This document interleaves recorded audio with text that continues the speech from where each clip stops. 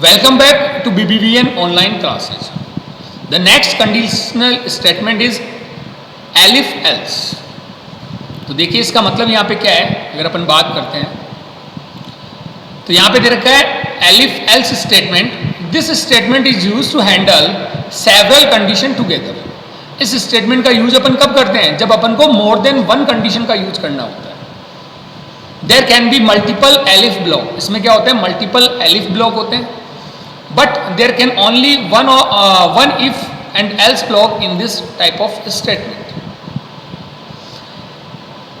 अगर अपन बात करें तो देखिए सिंटेक्स में अपन को दे रखा है, तो सबसे पहले जो कंडीशन आती है वो इफ अपन लिखेंगे और इफ के बाद में अपन एक्सप्रेशन लिखेंगे, मीन्स कंडीशन लिखेंगे.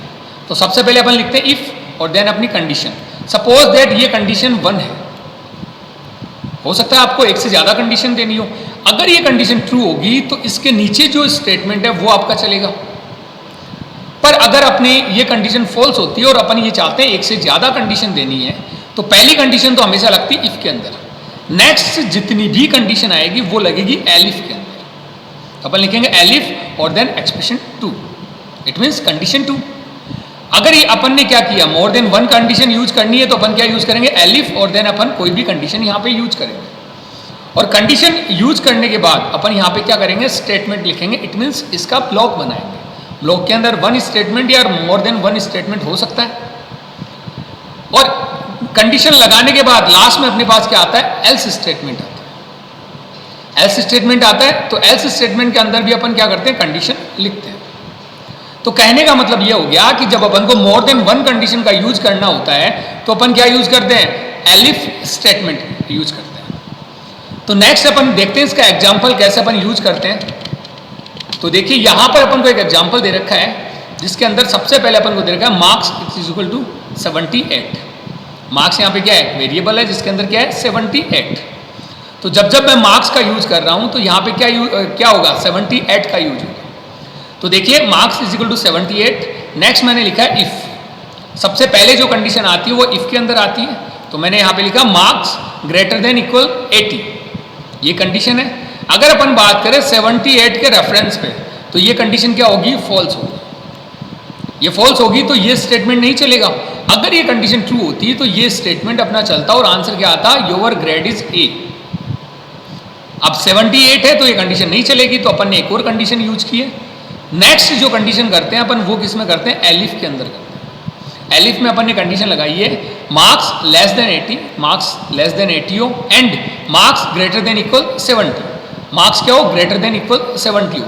इट मीन्स या तो 70 के बराबर हो या फिर इससे बड़े हो. तो देखिए इसमें दोनों कंडीशन ट्रू होनी चाहिए क्योंकि एंड बीच में आ रहा है. मैंने आपको ऑपरेटर बताया था, लॉजिकल ऑपरेटर के अंदर अपने आता है क्या, एंड.